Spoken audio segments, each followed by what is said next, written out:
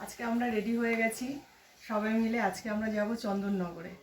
চলুন তাহলে সারাদিন আমরা কি করি আপনারাও আমাদের সাথে থাকুন।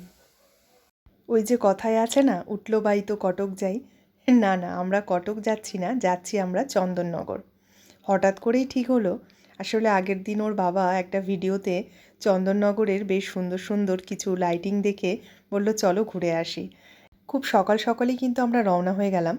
বেলেঘাটা থেকে অটোতে করে শিয়ালদা, আর শিয়ালদা থেকে লোকাল ট্রেনে করে যাব শ্যামনগর। এই যে 3টে টিকিট নিয়ে আমরা উঠে পড়লাম ট্রেনে। ছেলেটারও তো টিকিট কেটেছে, আসলে 5 বছরের ঊর্ধ্বে তো টিকিট কাটতেই হয়। আর ও তো ট্রেনে ওঠা মানে ওর খুব আনন্দ, আগে উঠেই চারিদিকটা দেখে নিচ্ছে।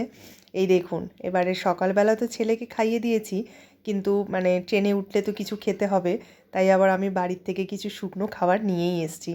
আর ওর বাবা আর আমি তো কিছুই খাইনি, শুধু চা খেয়ে বেরিয়েছি। আর এখন তো ট্রেনে ওঠা মানে ও যতক্ষণ যাবে ততক্ষণে ওর সারাক্ষণই কিছু না কিছু মুখ চলতেই থাকবে। ওই দিকটায় আমরা আগে কখনো যাইনি, প্রথমবারই যাচ্ছি। তাই ওর বাবা আবার অনেকের কাছ থেকেই ভালোভাবে জেনে নিচ্ছে যে কোন জায়গাটায় নামলে আমাদের সুবিধে হবে যেতে। আর এই যে ব্যাগে করে তো এদের খাবার দাবার জল এবারে এক একজন এক এক টাইমে এক একটা চাইছে, আর আমার শুধু ব্যাগ খোলা আর জিনিস ঢোকানো আর বের করা। এই দেখুন, আমাদের ট্রেন ছেড়ে দিয়েছে। দূরের রাস্তা তো সকাল সকাল বেরোনোই ভালো, কারণ এতটা রাস্তা আবার ফিরতেও হবে। আমরা কিন্তু দেখতে দেখতে পৌঁছে গেছি শ্যামনগরে। আর এই ট্রেনটাতে করেই আমরা এসছিলাম। ট্রেনটা ভালোই ভিড় হয়েছে, কিন্তু এখানে আস্তে আস্তে দেখি ট্রেনটা বেশ ফাঁকাই। স্টেশনে নেমে একজন কাকুর থেকে জানতে পারলাম যে এখানে নাকি আজকে বিসর্জন। এবারে শুনে তো মনটা খুব খারাপ হয়ে গেল। বলছে আজকে এসছেন, এখানে তো অনেক জায়গাতে প্যান্ডেল খোলা শুরু হয়ে গেছে, আর অনেক জায়গাতে নাকি ঠাকুরও বেরিয়ে গেছে। তো শুনে তো খুব মনটা খারাপ হয়ে গেল যে এত দূরের রাস্তা আসলাম, মায়ের দর্শন পাবো না। তো যাই হোক, তারপরেও আমরা রওনা হলাম যে এত দূর যেহেতু এসছি, না যাই নিশ্চয়ই কিছু তো ঠাকুর তো দেখতেই পাবো। এখানেই একটা দোকান থেকে একটু খাওয়া দাওয়া করে নিলাম।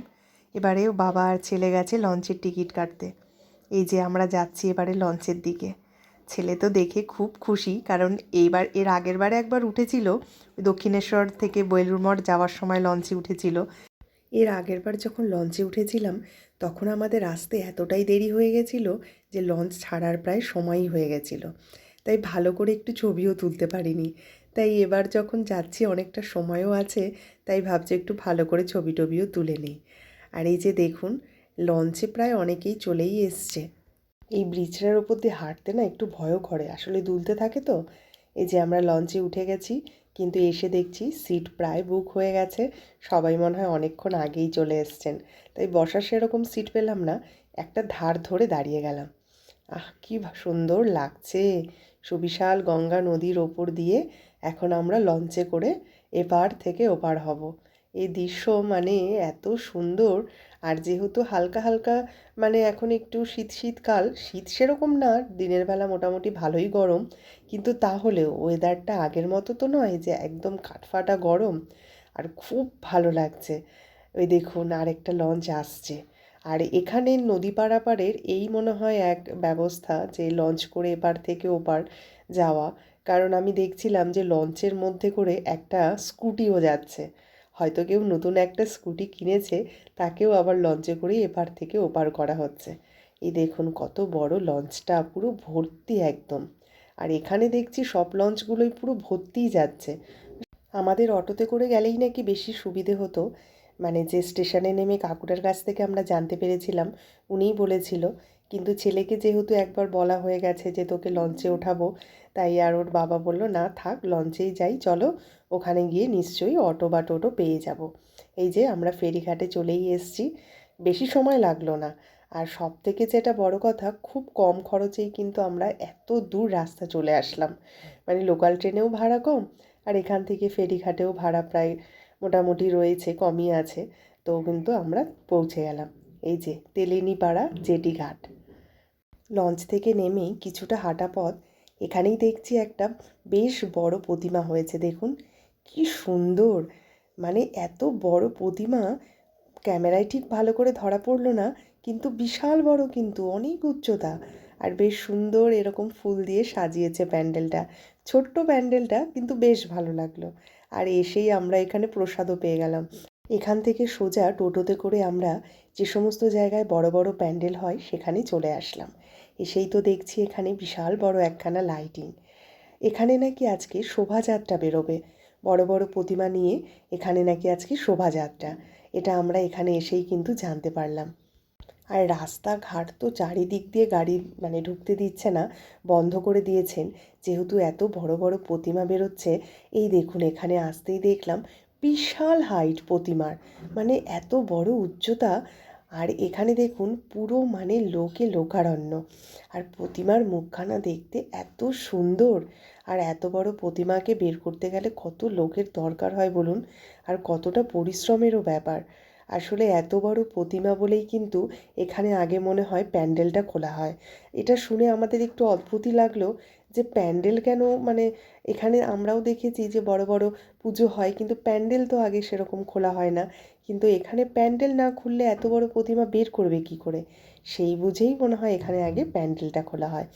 লাইটিং শুধু দেখুন, পর পর এরকম পুরো দাঁড় করানো গাড়িতে করে এই সমস্ত সাজানো। বিশাল বড় একটা মাকড়সা দেখুন। আর এরকম লাইটিং কিন্তু এখানে পরপর। এই দেখুন আরেকটা গুটি পোকা টাইপের লাগছে। এখানে দেখছি যেরকম প্রতিমার উচ্চতা, সেরকম দেখছি লাইটিংয়েরও কিন্তু উচ্চতা। কিন্তু ওই যে দিনের বেলা যেহেতু এসছি, লাইটিংগুলো জ্বলছে সেই অবস্থায় আর দেখতে পারলাম না। এই দেখুন আরেকটা, কি অপূর্ব লাগছে দেখতে। আর এগুলো রাত্রিবেলা যখন জ্বলবে তখন কতটাই অপূর্ব লাগবে বলুন। আর এখানে আমাদেরকে অনেকেই বলছেন যে আপনারা আজকে রাত্রিবেলা এখানে একটা হোটেলে থেকে যান, তাহলে দেখতে পারবেন যে কি অপূর্ব শোভাযাত্রা এখানে রাতে বেরোয়। কিন্তু আমরা তো সেরকমভাবে প্রস্তুত হয়ে আসিনি, তাই এবছর আর থাকতে পারলাম না। হয়তো কোনো বছর যদি হয় তাহলে হয়তো থাকবো। এই দেখুন আরেকটা মায়ের মূর্তিও কিন্তু এখানে বেরিয়েছে, কি সুন্দর দেখতে। আর এখানে এসে এখন এতটাই মন ভালো হয়ে গেছে, এখন যেন মনে হচ্ছে মা স্বয়ং আমাদেরকে দেখা দিয়েছেন। এই দেখুন আরেকটা লাইটিং, এটা আবার একটা সার্কাসের মতো করেছে, সার্কাসে যেরকম হয় সেই রকম টাইপের একটা লাইটিং। এখন যে প্রতিমাটা আমরা দেখলাম, সেই প্রতিমাকে ঘিরে যে শোভাযাত্রাটা বেরোবে তাদের কিন্তু এই লাইটিংগুলো। আর আগের প্রতিমাটাকে যেটা দেখলাম, সেখানে যে লাইটিংগুলো দেখালাম, সেই প্রতিমাকে ঘিরে কিন্তু সেই লাইটিংগুলো বেরোবে। এখনও এখানে কাজ চলছে, কাজ এখনও কমপ্লিট হয়নি। এই দেখুন লেখাই রয়েছে এখানে সার্কাস, সার্কাসের পুরো গাড়ি। কি অপূর্ব দেখতে না, নিজে চোখে না দেখলে সত্যিই ভাবা যায় না। আর তারই সঙ্গে এই যে দেখুন কারা সব পুচকে পুচকে এখানে বসে রয়েছে, অনেকগুলো বাচ্চা সব গাড়ির নিচে। এই দেখুন না, এখানে ছেলে তো দেখেই সব ধরতে চাইছে। এই যে ওরা মনে হয় এই জায়গাটাতেই থাকে, তাই দেখছি এই সব গাড়ির নিচে সবগুলো এখানেই বসে রয়েছে। আর একটা কথা সত্যিই, যে চন্দননগরকে যে আলোর শহর বলা হয়, এই কথাটা কিন্তু একেবারেই ভুল নয় এখানে আসার পরে যেটা মনে হচ্ছে। কারণ আমি প্রথমবার এই রকম লাইটিং দেখলাম। লাইটিং জ্বলন্ত অবস্থায় না দেখলেও কি হবে, এই দেখে যে মনে এতটাই আনন্দ হচ্ছে, ভাষায় প্রকাশ করা যায় না। এখানে দেখুন একটার থেকে একটা এত অপূর্ব দেখতে, যেটাই দেখছি সেটাই যেন মনে হচ্ছে অপূর্ব। কি বিশাল লাইটিং বলুন, এরকম পর পর সব দাঁড় করানো লাইটিংটা। এটা দেখুন কত বড়। না, আমরা যে আজকের দিনে আসলাম, এবার যেন মনে হচ্ছে আমাদের আশাটা পুরো সার্থক। এই দেখুন আমরা আরেকটা প্যান্ডেলে ঢুকলাম, এখানে প্রতিমা ভেতরেই রাখা রয়েছেন, এখানে আবার দেখছি প্যান্ডেলও খোলেনি। এই প্যান্ডেলটায় এখন মায়ের বরণ চলছে, তাই এখানে একটু ভিড়। আর মায়ের মুখখানা একবার দেখুন, কি অপূর্ব সুন্দর দেখতে। এবার যেন আনন্দে মনটা পুরো ভরে উঠছে, যে না আজকের দিনে এসেই মনে হয় বেশি ভালো করেছি, না জেনেই এসেছি, তারপরেও যেন মনে হচ্ছে খুব আনন্দ লাগছে। মায়ের দর্শনও হলো, আবার এত সুন্দর কিন্তু লাইটিংও দেখা হলো। এই দেখুন এই প্যান্ডেলটায় খুব সুন্দর কিন্তু কাজ হয়েছে, কিন্তু এখন তো সব চারিদিক খুলছে, তাই প্রচুর ধুলো, চারিদিকে পুরো যেন সব এলোমেলো হয়ে রয়েছে, কিন্তু এই ওপরের দিকগুলো এখনও খোলা হয়নি। এই দেখুন আমরা এখন প্যান্ডেলের ভেতরে প্রবেশ করছি। আর এখানের প্রতিমা যেটা দেখলাম, এখানকার প্রতিমার হাইট কিন্তু অনেকটাই। এই দেখুন একবার কত বড়। আর সেখানের বরণের পদ্ধতিটাও আমি এই প্রথমবার দেখলাম, একখানা মই করে দিয়েছে দেখুন, কারণ এত বড় প্রতিমা তো বরণ করবে কি করে, সবাই দেখছি এই মই ধরেই উঠছে। আর তারই সঙ্গে কিন্তু এখানে আবার ব্যান্ড পার্টিও বাজছে, কিন্তু এখানকার আমি মিউজিকটা নিতে পারলাম না, কারণ যদি আবার কপিরাইট দিয়ে দেয় সেই ভয়ে কিন্তু আর নিতে পারলাম না। কিন্তু বেশ ভালো বাজছে আর বেশ ভালোও লাগছে এখানে।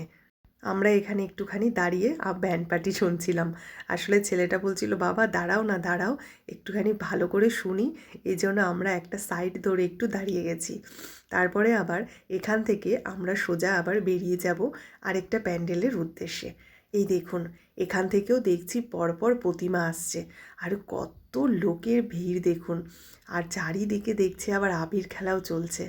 না, এখানে এসে এত আনন্দ লাগছে আমার, আমরা একটা সাইড ধরে পুরো বসে গেলাম চেয়ারে। এরকম দেখছি এখানে সাইড ধরে পুরো চেয়ার পাতা। প্রত্যেকটা ক্লাবকে ঘিরেই কিন্তু এরকম প্রতিমা নিয়ে এখানে শোভাযাত্রা বেরোয়। আর যেটা জানতে পারলাম যে বড় বড় প্রতিমাগুলো এখানে হয়েছে, তার সেই সমস্ত প্রতিমা কিন্তু আজকে বিসর্জন হবে না, সারা রাত ধরে নাকি শোভাযাত্রা চলবে। আর যে ছোট ছোট প্রতিমাগুলো রয়েছে সেই প্রতিমাগুলোর কিন্তু আজকেই বিসর্জন হয়ে যাবে। আসলে আগের দিনই তো পুজোটা হয়েছে সবে, তাই আমরা না বুঝতে পারিনি যে এখানে আজকেই বিসর্জন। যাই হোক, এবার জানা হয়ে গেল, কখনো আসলে আগেই আসতে হবে আমাদের। এই দেখুন একটা বিশাল বড় প্রতিমা, এরকম ট্রাকে করে সমস্ত ট্রাকের মাথাতে দেখুন বাচ্চারা উঠে গেছে। এই দেখুন কত বড় প্রতিমা, দেখেছেন কত সুন্দর, প্রত্যেকটা প্রতিমা দেখছি এখানে অপূর্ব দেখতে। আর পর পর সমস্ত কিন্তু প্রতিমা এখানে আসছে, তাই এই জায়গাটা ধরেই কিন্তু আমরা বেশ কিছুক্ষণ দাঁড়িয়ে গেলাম, কারণ এখানে দাঁড়ালেই দেখছি অনেক প্রতিমা দেখা হয়ে যাচ্ছে। না, আবারও মনে হচ্ছে যে আজকের দিনে আসাটা যেন পুরো সার্থক হলো আমাদের। আর এই দেখুন, আমরা এখন চলে এসেছি রানীঘাটের দিকে। এখান থেকেই আমাদেরকে লঞ্চে করে ওপার হতে হবে। এখানেই যেহেতু সমস্ত প্রতিমা নিয়ে আসা হবে, কারণ এখানেই আজকে বিসর্জনটা যেহেতু হবে, সেহেতু কিন্তু এখানে প্রচুর লোকের ভিড়। আর দু সাইড দিয়ে দেখুন কত দোকানও বসেছে। এই দেখুন আরেকটা প্রতিমাও কিন্তু এখানে নিয়ে আসা হচ্ছে। আর রাস্তাঘাট তো প্রায় অনেক ভিড়। আর একটু সময় এখানে আমার থাকার ইচ্ছে ছিল, কারণ এই জায়গাটা আমার কিন্তু বেশ ভালো লাগছে। আর সাইড দিয়ে কিন্তু বসার বেঞ্চও রয়েছে এখানে, কিন্তু ওর বাবা বলছে না, ভিড়টা কিন্তু আরও ক্রমাগত বাড়ছে, আমাদের কিন্তু তখন আবার ফিরতেও অসুবিধে হয়ে যাবে। তাই এখন আমরা টিকিট কাউন্টারের দিকে যাচ্ছি, কারণ ওখান থেকে টিকিট কেটে কিন্তু আবার আমরা লঞ্চে উঠব। আর লঞ্চে উঠেই কিন্তু আমরা যে দৃশ্য দেখতে পেলাম, এই দেখুন এখানে প্রতিমা বিসর্জন চলছে, কিন্তু এখন একটা প্রতিমা কিন্তু এখানে এখন বিসর্জন হয়ে গেল। এবার কিন্তু একটু মনটা খারাপই লাগছে, কারণ এত কাছের থেকে এত বড় প্রতিমা বিসর্জন আমি এর আগে কখনো দেখিনি, তাই কিন্তু বেশ খারাপই লাগছে। এই দেখুন সমস্ত গলার মালা টালাগুলো খুলে দিচ্ছে তো এরকমভাবে, আর এই রকমভাবে বিসর্জন এত কাছের থেকে তো দেখিনি। যাই হোক, এটাই তো নিয়ম। আর আবার এসো মা, তুমি সামনের বছর তুমি আবার এসো। সকলকে তুমি খুব ভালো রেখো আর নিজেও খুব ভালো থেকো। এই দেখুন এবারে আমরা চলে আসলাম জগদ্দল স্টেশনে। এখান থেকেই আমাদের ট্রেন শিয়ালদা যাবার। আবার যদি কখনো সুযোগ হয়ে ওঠে তাহলে চন্দননগর কিন্তু আবারও আসবো, কারণ এবছর কিন্তু এখানকার ঘোরাটা আমার বেশ ভালো লাগলো, আর বাচ্চাটাও কিন্তু বেশ ভালোই আনন্দ করেছে। চলুন তাহলে আজকের ভিডিওটা তাহলে এখানেই শেষ করছি। আবারও দেখা হবে নতুনত্ব কিছু ভিডিও নিয়ে। আর ভিডিওটি যদি ভালো লেগে থাকে তাহলে একটি লাইক করে দেবেন, আর আমার চ্যানেলে নতুন হয়ে থাকলে প্লিজ সাবস্ক্রাইব করে আমার পাশে থাকবেন। সকলে ভালো থাকবেন, পরিবারের সকলকে খুব ভালো রাখবেন।